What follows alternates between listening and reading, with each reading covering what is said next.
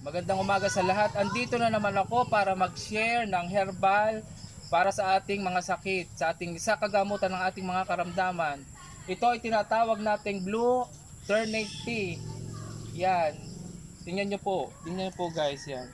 Ito po ay may kagamutan sa pampalinaw ng mata, gamot sa diabetes, antioxidant na rin siya, anti-aging. Yan, papaliwanag ko sa inyo kung paano tayo magmukhang bata para maging ano tayo, maging itsurang bata dahil ito may anti-aging, pagkakalbo, doon sa may mga lahing may pagkakalbo sa mga lalaki. Maganda sa utak, lalo na ito sa mga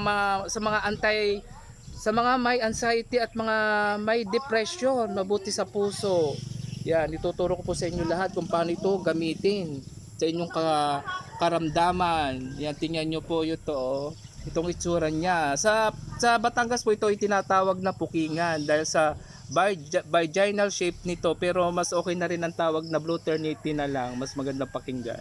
Yan. Ituturo ko po kung paano i-take to sa araw-araw.